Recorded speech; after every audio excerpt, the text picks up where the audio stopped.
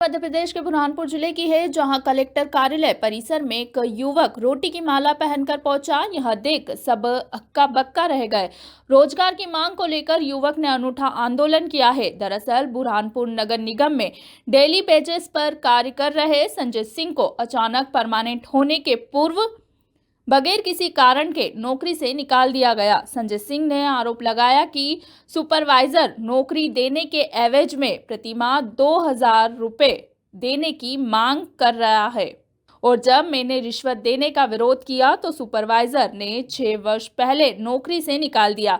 तब से लेकर आज तक सरकारी दफ्तरों का चक्कर लगाया, लेकिन कहीं भी सुनवाई नहीं हुई। वर्षों से सुनते आ रहा हूँ मैं कि लोग बोलते हैं देश आज़ाद हो गया। आज कर्मचारी कहाँ से आज़ाद हुआ है? पूरे ऑल इंडिया में हर सरकारी विभाग में भ्रष्टाचार का राक्षस बैठा है, जिसका मैं आज खुद शिकार हूँ। मैंने रिश्वत का विरोध किया तो मेरे को 6 साल से बिना नोटिस से कार्य से बंद कर दिया। आज मैं रोटी को मोहताज हूँ, तो मैं किसी कोर्ट में जाके पैसे कहाँ से लाऊँ केस लड़ने को? आज मैं इतना परेशान हूँ कि मैं ये बड़ी मुश्किल से, ये भी रोटी मैंने उधार किसी से मांग के लेके आया हूँ। क्या ये मेरी खुद की रोटी नहीं है? हमारे आदरणीय मोदी जी बोलते हैं, मध्य प्रदेश मुख्यमंत्री कहते हैं 2 किलो गेहूँ से अनाज से घर परिवार चलता है। नहीं, गलत है ये। 2 किलो गेहूँ से अनाज से घर नहीं चलता है, और ना ही 1200 रुपये से लाडली योजना से परिवार चलता है। आज हमारी आपसे और आदरणीय मोदी जी महोदय जी से निवेदन है कि हमारे को हमारी रोजी रोटी वापस दी जाए, भले अनाज बंद कर दिया जाए। मैं नगर निगम में दैनिक वेतन पे था और मेरा विनियमितीकरण में नाम आ चुका था। इसी के पश्चात मैंने सेक्टर अधिकारी सतीश पन्नालाल को रिश्वत देने का विरोध किया, तो उसने बिना नोटिस के अपने पद का फायदा उठा के मेरे को कार्य से बंद कर दिया। कितनी रिश्वत मांगी गई थी? 2000 रुपये प्रतिमाह, हाजिरी बनने के 2000 रुपये प्रतिमाह। अच्छा, तो आप कब से घर पे हो अभी? आज मैं विगत 6 वर्षों से घर पे हूँ। ये मेरा दूसरी तीसरी बार है ना, कलेक्टर ऑफिस में झंडा वंदन हो रहा है झाड़ू रोजी रोटी के साथ। कितनी बार शिकायत दी आपने?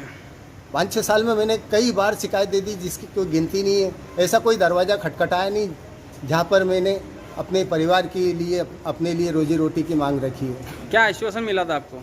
बस ठंडा पानी दिला के भिजा देते हैं वो कि जाओ हो जाएगा तुम्हारा, बाकी कुछ नहीं होता। जांच वगैरह कुछ? मुझ गरीब के लिए कोई कानून नहीं है क्या? जिले में भी डॉक्टर, मेडिकल संचालक और स्वास्थ्य से जुड़े हुए कर्मचारियों ने कोलकाता में महिला डॉक्टर के साथ हुए रेप हत्या का विरोध जताया। बुरहानपुर की सड़कों पर भारी संख्या में डॉक्टर उतरे। इस दौरान लोगों ने सुरक्षा देने के साथ महिला डॉक्टर के आरोपी को सख्त सजा देने की मांग को लेकर रैली निकाली। भारी संख्या में लोगों ने पश्चिम बंगाल की सरकार से जल्द न्याय दिलाने की मांग की है और आरोपियों को फांसी देने की मांग की है। बता दें कि सभी डॉक्टरों ने आज ओपीडी बंद रखी है। इस देश में बेटी को इतना प्रोत्साहित किया जा रहा है पढ़ने के लिए, बेटी को इतना बढ़ाया जा रहा है, लेकिन हमारी भी देश की जनता अगर बेटी को पढ़ते हुए नहीं देख सकती और अगर ऐसे कानून नहीं बना सकती कि हम उसे पूरा कर सकें, तो ये गलत बात है। हमारे देश में ऐसा कानून क्यों नहीं बनता है कि अगला अगर कोई ये कदम उठाना चाहे तो वो इस डर के मारे कि हमारे साथ में आपको बेटियों को बढ़ाना है, उनको पढ़ाना है, तो आपको उनकी सुरक्षा के लिए भी बहुत बड़े कदम उठाने पड़ेंगे। ये ज़रूर एक बड़ा कदम होगा, लेकिन अब हाई टाइम हो गया है कि हम हमारी बेटियों को बचाने के लिए बहुत बड़े कदम उठाने चाहिए। और मैं ये अपील करना चाहूँगी, हम वहाँ पर तो नहीं रह सकते, हमने उस बच्ची का दर्द भी नहीं सहा है, लेकिन हाँ, हम ये चाहते हैं कि अब आने वाली जितनी बच्चियाँ हैं वो हमारे साथ सेफ रहें। और सबसे बड़ी ये एक इतना नोबल प्रोफेशन, जिसके लिए हम इंसानियत को भी संवारते हैं, बचाते हैं, उस इंसानियत को आपने चोट पहुंचाया है, तो इसके लिए बहुत बड़े कदम उठाकर इसे बचाना हमारा फर्ज है। भगवान बोलने से अच्छा हम एक बहुत ही नेक काम करते हैं, बट सबसे इम्पोर्टेंट पार्ट ये है हमारे काम का कि अगर खुद सुरक्षित ना रहे तो दूसरों को क्या सुरक्षा देंगे? आप डॉक्टर के पास जाते हो एक विश्वास लेके, अगर वो विश्वास अगर कायम ना रहे तो आप डॉक्टर के पास नहीं जाओगे, लेकिन वो डॉक्टर का उतनी रिस्पॉन्सिबिलिटी होती है कि आपके प्रति संयमता से, सजगता से और 24 घंटे काम करके और सेवा देके उनका जो विश्वास है पेशेंट का वो बनाए रखे। बट इसमें अगर ये ऐसी निर्घृण हत्या और ऐसे अगर जघन्य अपराध हो रहे हैं तो इसमें कहीं ना कहीं डॉक्टर का जो विश्वास है, डॉक्टर के जो बाकी आत्मविश्वास और बाकी सब चीज़ों में बहुत ज़्यादा यानी कमी आती है और उस कारण उसकी ट्रीटमेंट से लेकर हर चीज़ में फ़र्क पड़ता है। और मेरा एक आग्रह से विनती है, सभी इसको रिक्वेस्ट है सभी पूरे गवर्नमेंट को कि ये जो शुरुआत है ये बुरहानपुर से अपनी अपनी जगह से होनी चाहिए। आप अगर बुरहानपुर को देखोगे तो बुरहानपुर गवर्नमेंट हॉस्पिटल से शुरुआत होनी चाहिए। आज बुरहानपुर गवर्नमेंट हॉस्पिटल उतना ही इनसिक्योर है जितना आरके कॉलेज है।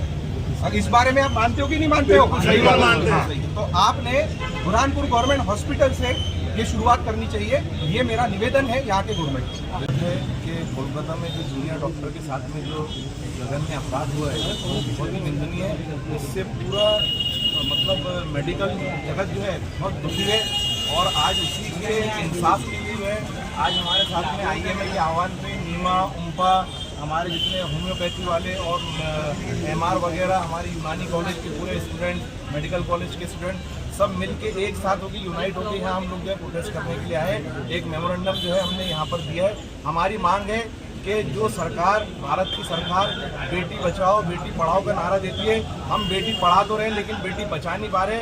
अब दोबारा कोई बेटी के साथ में ऐसा जघन्य अपराध ना हो किसी के साथ में, क्योंकि आपने देखा है कि हमारी मेडिकल लाइन में डॉक्टर्स जो है बेटियां रात में नाइट ड्यूटी करती है, रात में लौटती है, तो उनकी सुरक्षा की जिम्मेदारी सरकार की होती है। हम चाहते हैं कि आगे दोबारा ऐसी घटना ना घटे, उसी के प्रोटेस्ट के लिए। और जो बच्ची के साथ में जो हत्या उसकी की है, निर्मम हत्या, उसको न्याय मिलना चाहिए और आने वाली बच्चियों के साथ भी न्याय हो, उसी की मांग को लेकर हम लोग जो यहाँ पर जमा हुए हैं। सब क्या चाहते हो, कानून में कोई अमेंडमेंट हो गया कुछ इस तरीके का नया जो कानून सख्त से सख्त कानून इनके लिए बना है, ऐसे लोगों के लिए उस कार्रवाई में जो इस पर कार्रवाई होना चाहिए, वो चाहे किसी पार्टी का नेता हो या कोई बड़े पद पे बैठा हो व्यक्ति हो, कार्रवाई होना चाहिए। बेटी किसी की भी हो, बेटी की इज्जत सबकी इज्जत होती है, उसके लिए हम जो यहाँ आवाज़ उठाने के लिए आए।